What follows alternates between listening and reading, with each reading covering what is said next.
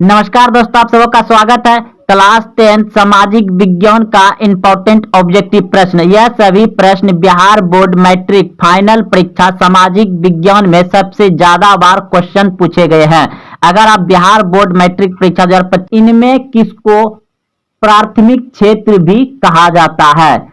इनमें किसको प्राथमिक क्षेत्र भी कहा जाता है? तो ऑप्शन ए सेवा क्षेत्र, ऑप्शन बी कृषि क्षेत्र, ऑप्शन सी औद्योगिक क्षेत्र, ऑप्शन डी इनमें से कोई नहीं। तो देखिए, प्राथमिक क्षेत्र कहा जाता है कृषि को। ऑप्शन नंबर बी सही है। और कृषि के अंतर्गत आता है पशुपालन, मत्स्य पालन। अगर ये दोनों भी रहे तो समझिए कृषि क्षेत्र के ही है। और सेवा क्षेत्र जो है ये आपका आ गया सरकारी बस, रेलगाड़ी, हॉस्पिटल, स्कूल, कॉलेज, ये सभी सेवा क्षेत्र के अंतर्गत आता है। और औद्योगिक क्षेत्र के अंतर्गत आता है आपका कारखाना, फैक्ट्री। तो अगला प्रश्न देखिए, अगला प्रश्न कह रहा है कि यह भी देखिए 2014, 17, 18, 19 में यानी कि सबसे ज्यादा बार जो ऑब्जेक्टिव प्रश्न सामाजिक विज्ञान में पूछे गए हैं वही प्रश्न को लेकर के आए हैं। तो प्रश्न है, इनमें कौन से देश में मिश्रित अर्थव्यवस्था है? इनमें कौन से देश में मिश्रित अर्थव्यवस्था है? Option A America, option B रूस, option C Bharat, option D इनमें से कोई नहीं। तो मिश्रित अर्थव्यवस्था है भारत देश में। ऑप्शन नंबर सी सही है। अगला प्रश्न है, भारत में योजना आयोग का गठन कब किया गया था? यह भी प्रश्न देखिए 2011, 17, 19, 21, 23 में पूछा गया है। तो प्रश्न था, भारत में योजना आयोग का गठन कब किया गया था? तो 15 मार्च 1950 को। ऑप्शन नंबर ए सही है, 15 मार्च 1950 को किया गया था। अगला प्रश्न देखिए, प्रश्न है, जिस देश का राष्ट्रीय आय अधिक होता है वह देश कहलाता है। जिस देश का राष्ट्रीय आय अधिक होता है वह देश कहलाता है विकसित। ऑप्शन नंबर बी सही है। अगला प्रश्न है, इनमें से किसे पिछड़ा राज्य कहा जाता है? इनमें से किसे पिछड़ा राज्य कहा जाता है? तो ऑप्शन सी बिल्कुल सही है, बिहार राज्य को पिछड़ा राज्य कहा जाता है। यही प्रश्न देखिए 15, 18, 20, 21 में पूछा गया है। तो सबसे पिछड़ा राज्य बिहार राज्य। अगला प्रश्न देखिए, शेयर बाजार की नियामक संस्था है तो सेबी। ऑप्शन नंबर बी सही है। अगला प्रश्न है, भारत में किस राज्य की प्रति व्यक्ति आय सबसे कम है? तो जो पिछड़ा राज्य रहेगा उसी का सबसे कम रहेगा, यानी ऑप्शन नंबर बी सही है, बिहार राज्य की प्रति व्यक्ति का आय सबसे कम है। अगला प्रश्न देखिए, प्रश्न है, भारत में नीति आयोग की स्थापना हुई। भारत में नीति आयोग की स्थापना हुई तो जनवरी 2015 में। ऑप्शन नंबर सी सही है। यह योजना आयोग को भांग कर उसी जगह बनाया गया है नीति आयोग। नीति आयोग की स्थापना कब हुआ है? जनवरी 2015 में। ऑप्शन नंबर सी सही है। अगला प्रश्न देखिए, प्रश्न है, मिश्रित अर्थव्यवस्था का राष्ट्र है। मिश्रित अर्थव्यवस्था का राष्ट्र है यानी किस देश में मिश्रित अर्थव्यवस्था है? ये क्वेश्चन बनाने, लिखने, पूछने का इस तरह से फ्रेम किया गया है, मॉडल बनाया गया है। तो ऑप्शन नंबर ए बिल्कुल सही है। मिश्रित राष्ट्र मतलब देशी होता है, तो मिश्रित अर्थव्यवस्था का राष्ट्र यानी देश है भारत। ऑप्शन नंबर ए सही है। अगला प्रश्न देखिए, योजना आयोग के सदस्यों की संख्या होती है। योजना आयोग के सदस्यों की संख्या होती है 8। ऑप्शन नंबर बी सही है, 8। अगला प्रश्न देखिए, बिहार में जीवन यापन का मुख्य साधन है। बिहार में जीवन यापन का मुख्य साधन है तो कृषि, यानी बिहार में आदमी जो ज्यादा अपना जीवन लाइफ जीते हैं तो किससे जीते हैं? किससे? तो कृषि से। बिहार में सबसे ज्यादा कृषि ही पर ही आदमी अपना घर गृहस्थी चलाता है। तो ऑप्शन नंबर ए सही है। अगला प्रश्न देखिए, देश में सब्जी के उत्पादन में बिहार का स्थान है। देश में सब्जी के उत्पादन में बिहार का स्थान है दूसरा। ऑप्शन नंबर बी सही है, दूसरा। अगला प्रश्न है, भारत के पड़ोसी देश में किस देश का प्रति व्यक्ति आय सबसे अधिक है? भारत के जो पड़ोसी देश में किस देश का प्रति व्यक्ति आय सबसे अधिक है? तो ऑप्शन नंबर सी बिल्कुल सही है, श्रीलंका। श्रीलंका दिया गया है। अगला प्रश्न देखिए, इनमें से कौन योजना आयोग के पदन अध्यक्ष होते हैं? तो प्रधानमंत्री। योजना आयोग का मतलब जो अध्यक्ष होता है वो कौन होता है? प्रधानमंत्री। ऑप्शन नंबर ए सही है। अगला प्रश्न देखिए, भारत की आर्थिक व्यवस्था है, भारत की आर्थिक व्यवस्था है तो आप सभी जान रहे हैं कि मिश्रित है। ऑप्शन नंबर सी सही है। भारत की आर्थिक व्यवस्था कैसा है? मिश्रित। ऑप्शन नंबर सी सही है। अगला प्रश्न है, इनमें से कौन से देश में समाजवादी अर्थव्यवस्था है? इनमें से कौन से देश में समाजवादी अर्थव्यवस्था है? तो ऑप्शन नंबर बी बिल्कुल सही है, रूस में समाजवादी अर्थव्यवस्था है। रूस में समाजवादी अर्थव्यवस्था है। ऑप्शन नंबर बी सही है। अगला प्रश्न है, श्रम की विकास की प्रक्रिया संबंधित है। तो ऑप्शन नंबर सी बिल्कुल सही है, सभी वर्ग से, सभी वर्ग से। ऑप्शन नंबर सी सही है। प्रश्न है, गरीबी कैंसर रोग की तरह है, किसने कहा? गरीबी कैंसर रोग की तरह है, किसने कहा? तो ऑप्शन नंबर ए बिल्कुल सही है, अर्थशास्त्री कुजेंठा, अर्थशास्त्री कुजेंठ ने। ऑप्शन नंबर ए सही है। अगला प्रश्न है, किस क्षेत्र को द्वितीयक क्षेत्र कहा जाता है? किस क्षेत्र को द्वितीयक क्षेत्र कहा जाता है? तो आपको शुरू में ही बता दिए हैं कि उद्योग को द्वितीयक क्षेत्र कहा जाता है, उद्योग, फैक्ट्री, कारखाना को। ऑप्शन नंबर सी सही है।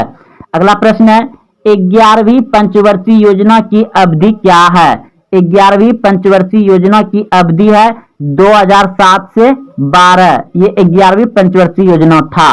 अगला प्रश्न है, किस क्षेत्र को तृतीयक क्षेत्र कहा जाता है? तो किस क्षेत्र को तृतीयक क्षेत्र कहा जाता है? आपको शुरू में ही बता दिए हैं कि सेवा क्षेत्र को तृतीयक क्षेत्र कहा जाता है। ऑप्शन नंबर ए सही है। प्रश्न है,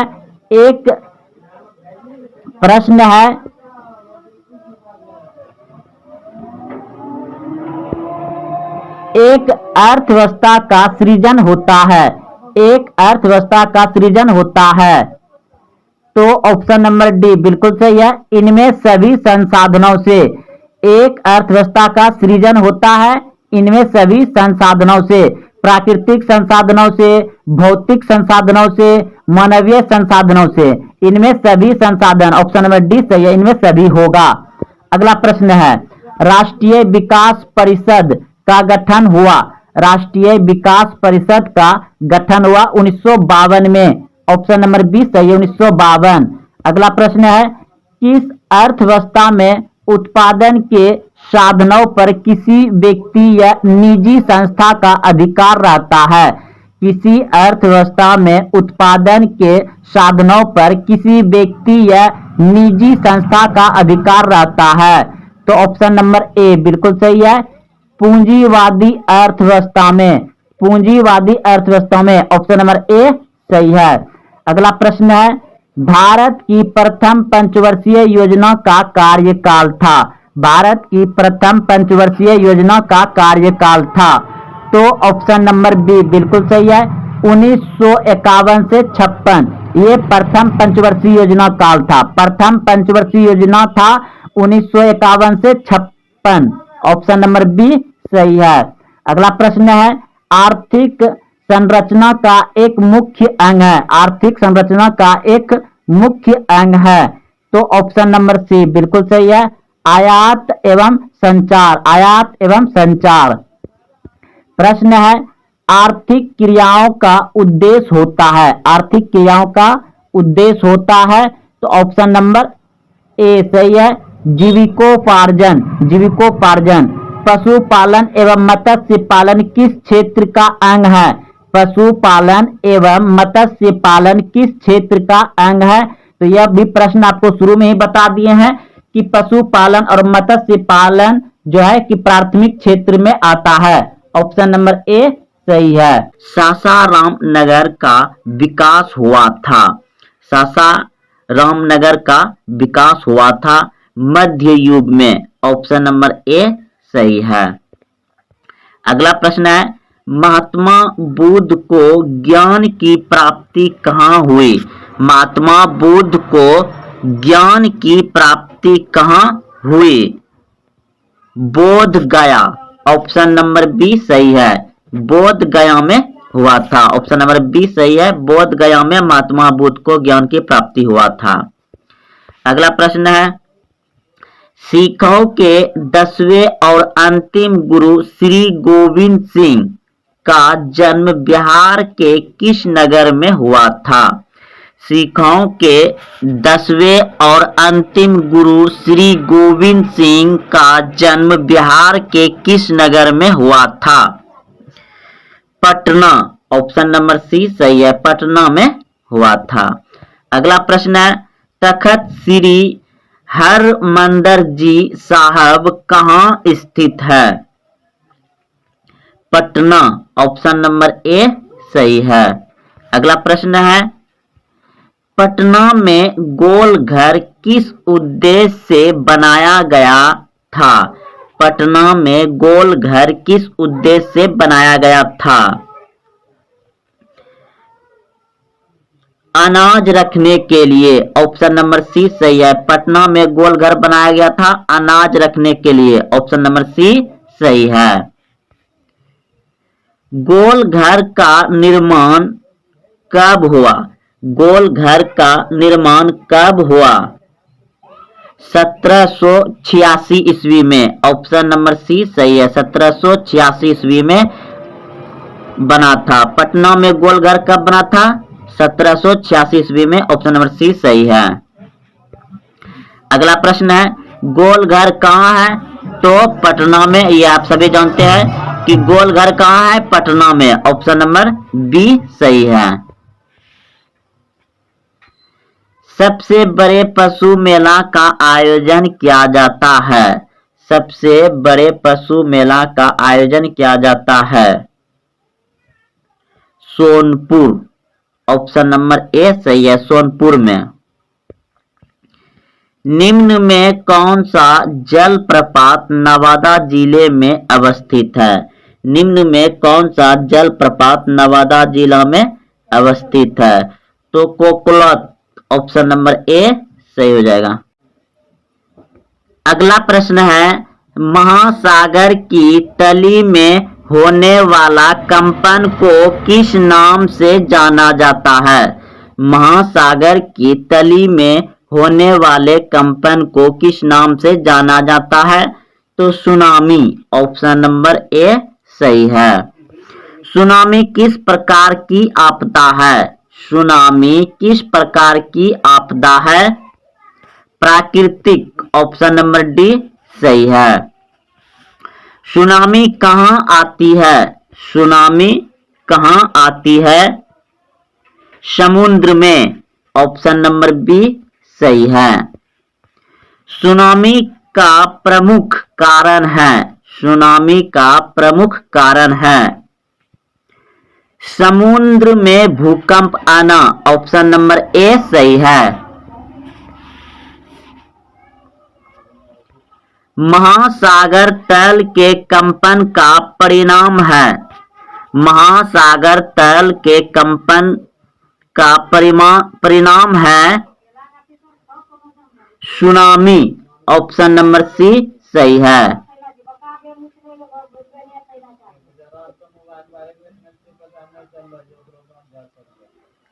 26 दिसंबर 2004 को विश्व के किस हिस्से में भयंकर सुनामी आया था? 26 दिसंबर 2004 को विश्व के किस हिस्से में भयंकर सुनामी आया था? बंगाल की खाड़ी में। ऑप्शन नंबर डी सही है। बंगाल की खाड़ी।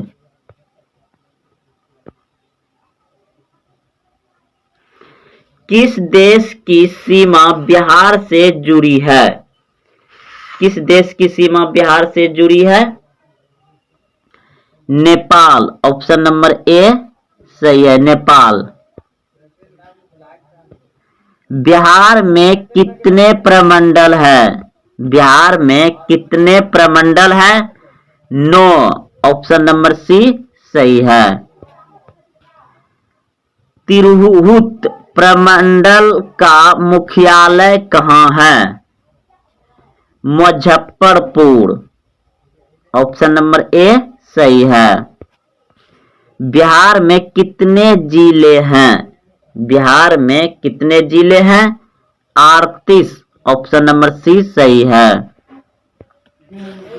बिहार में प्रायः कैसी मिट्टी पाई जाती है? बिहार में प्रायः कैसी मिट्टी पाई जाती है?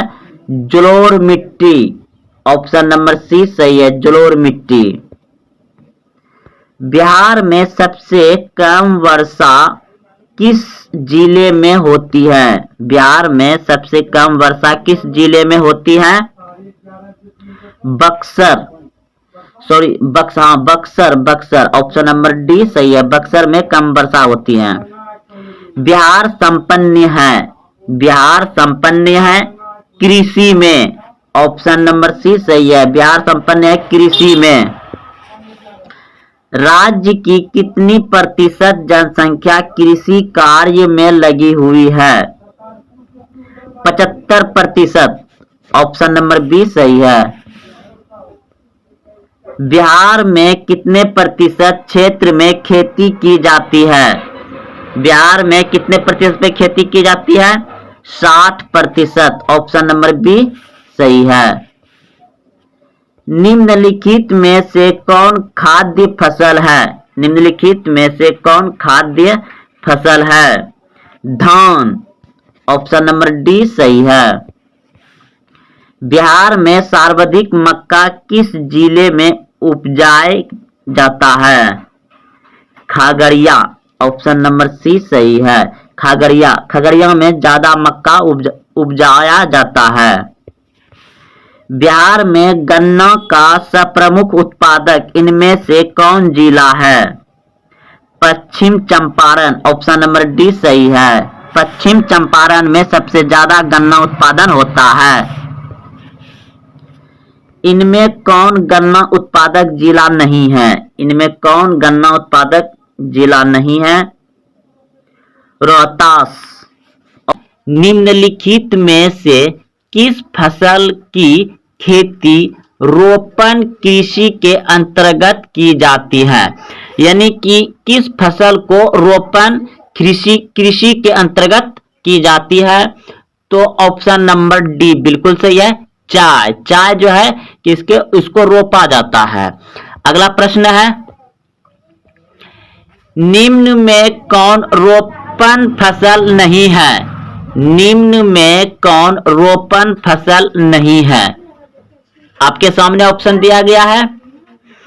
तो गेहूं जो है कि रोपण फसल नहीं है, गेहूं रोपण फसल नहीं है। गेहूं रबी फसल है, ना को रोपा जाता है, चाय को रोपा जाता है, रबर को रोपा जाता है। याद रखिएगा, रोपण फसल अगर पूछ दिया जाए तो रोपण फसल के अंतर्गत आता है गन्ना, रबर, चाय। तो प्रश्न था निम्न में कौन रोपण फसल नहीं है? तो गेहूं नहीं है और ये तीनों रोपण फसल है। अच्छे से याद रख लिए आप। अगले प्रश्न की ओर चलते हैं। रबी फसल की बुआई किस माह आरंभ की जाती है? तो ऑप्शन नंबर हो जाएगा डी बिल्कुल सही है, अक्टूबर नवंबर में रबी की फसल बोई जाती है। अगला प्रश्न है, जायद फसल का उत्पादन किस मौसम में होता है? जायद फसल का उत्पादन किस मौसम में होता है? गर्मी मौसम में। ऑप्शन नंबर ए सही है। अगला प्रश्न है, निम्नलिखित में खरीफ फसल कौन है? निम्नलिखित में खरीफ फसल कौन है? ऑप्शन नंबर सी बिल्कुल सही है। चावल जो है कि खरीफ फसल है और ये तीनों जो देख रहा है रबी फसल है। गेहूं रबी फसल है, सरसों रबी फसल है, मटर रबी फसल है, लेकिन चावल क्या है? खरीफ की फसल है। ऑप्शन नंबर सी सही है। अगला प्रश्न है निम्नलिखित में कौन रबी फसल है? निम्नलिखित में कौन रबी फसल है? तो चना जो है कि रबी फसल है। ऑप्शन नंबर बी सही है। निम्न में से खरीफ की फसल कौन है? अब की बार पूछा गया है खरीफ की फसल कौन है? तो ऑप्शन नंबर डी बिल्कुल सही है। इनमें सभी खरीफ की फसल है। इनमें सभी चावल, मक्का, कपास, ये सभी क्या है? खरीफ की फसल है। निम्नलिखित में से कौन रबी फसल है? निम्नलिखित में से कौन रबी फसल है? गेहूं। गेहूं क्या है? रबी फसल है। निम्न में से कौन रोपण फसल नहीं है? रोपण फसल नहीं है। धान। धान रोपण फसल नहीं है। बाकी इधर रबर, गन्ना, चाय, ये सभी रोपण फसल है। भारत की प्रमुख खाद्य फसल कौन है? भारत की प्रमुख खाद्य फसल कौन है? धान यानी चावल। भारत में सबसे ज्यादा चावल खाया जाता है, धान। ऑप्शन नंबर डी सही है। चावल है। चावल है खरीफ की फसल। ऑप्शन नंबर ए सही है। खरीफ की फसल। चावल क्या है? खरीफ की फसल है। भारत में धान की खेती सबसे अधिक कहां होती है? भारत में धान की खेती सबसे अधिक कहां होती है? पश्चिम बंगाल। ऑप्शन नंबर ए सही है। पश्चिम बंगाल में सबसे ज्यादा धान की खेती होती है। किस राज्य में धान के सिंचित क्षेत्र अधिक मिलते हैं? किस राज्य में धान के सिंचित क्षेत्र अधिक मिलते हैं?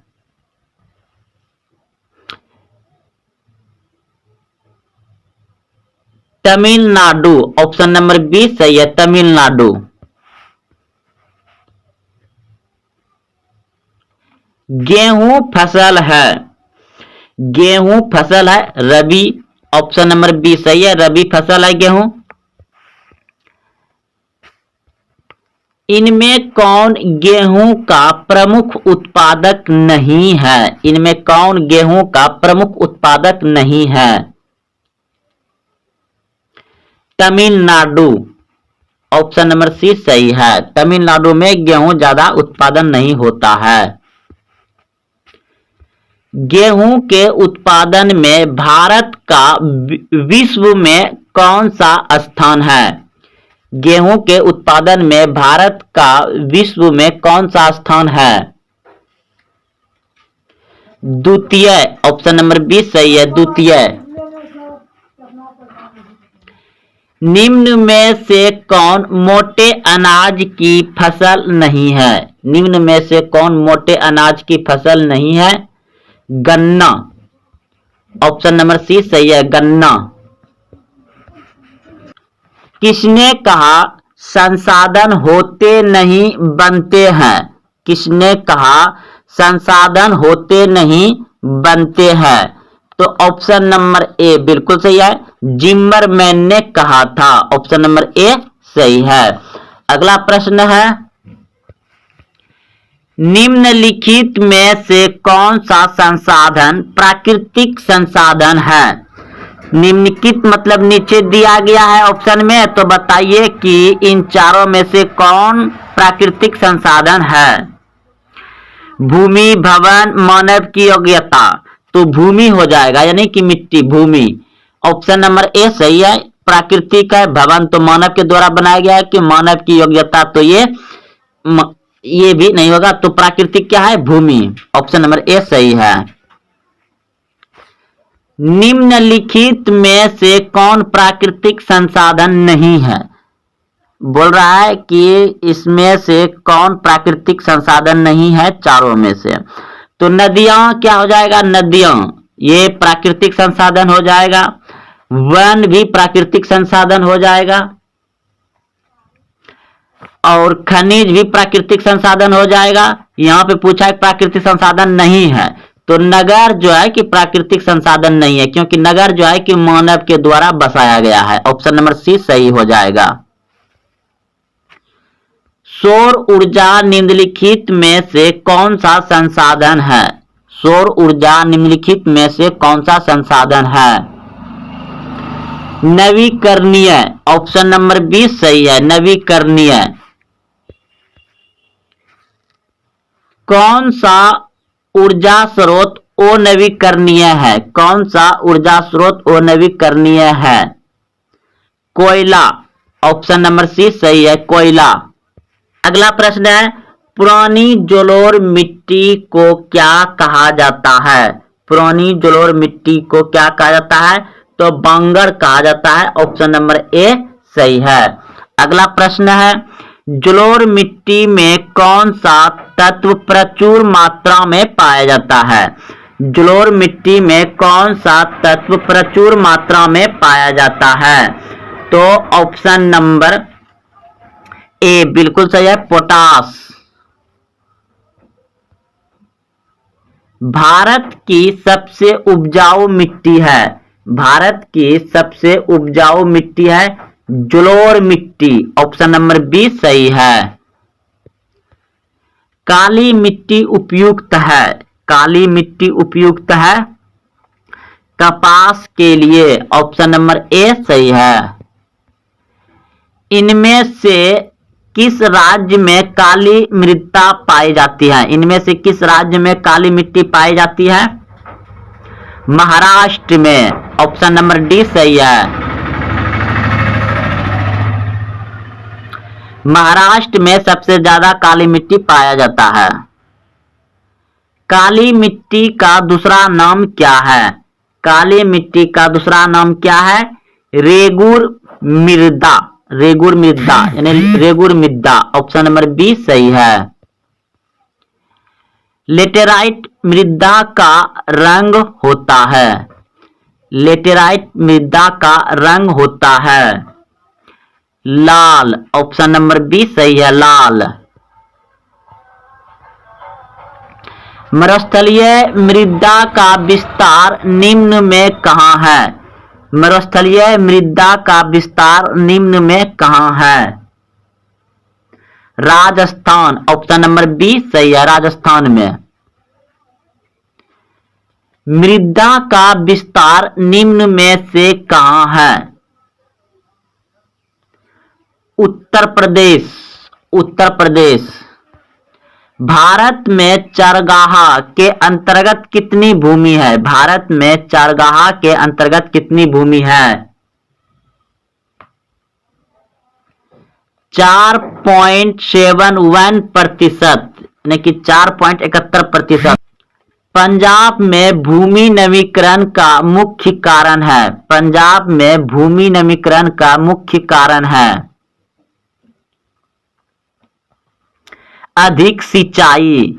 ऑप्शन नंबर डी सही है, अधिक सिंचाई।